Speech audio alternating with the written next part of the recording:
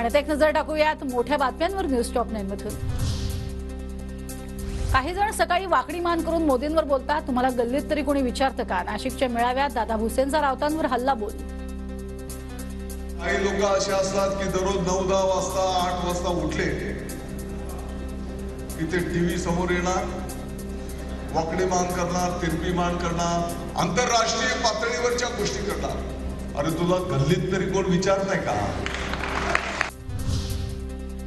आम्ही ताठ मानेचे लोक असून आता तुमची मान वाकडी होण्याची वेळ आली आहे। तुमच्यासारख्या लफंग्यांच्या टोळीची सरदारकी करणारी शिवसेना नाही, संजय राऊतांचा दादा भुसेंना टोला। मान वाकडी व्हायची वेळ आली। आम्ही ताठ मानेचे लोक आहोत। शिवसेना ही ताठ मानेनं जगणारी संघटना आहे।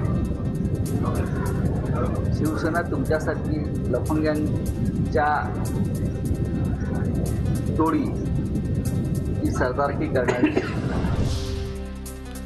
राऊतांच्या मोतीबिंदूचं ऑपरेशन आम्हालाच करावं लागेल। राऊतांचे 3 इंद्रिय काम करत नाहीत तेव्हा ते बेताल वक्तव्य करतात। अजित पवारांवर राऊतांनी केलेल्या टीकेवर मिटकरींचं उत्तर।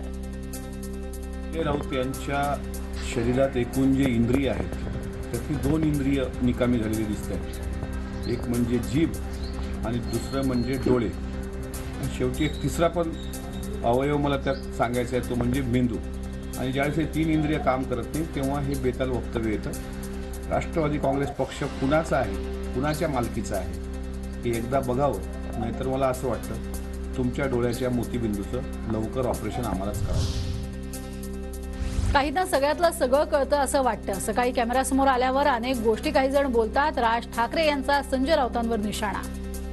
संपादक असतात, ठराविक काही राजकीय पुढारी असतात जे सकाळपासून चॅनलवरती बोलायला लागतात, अनेक गोष्टी बोलत असतात आणि त्यांना सगळ्यांना असं वाटत असतं की जरा सगळ्यातलं सगळं कळतं। काही कळत नसतं, पण कॅमेरा समोर आला की बोलायला लागतं।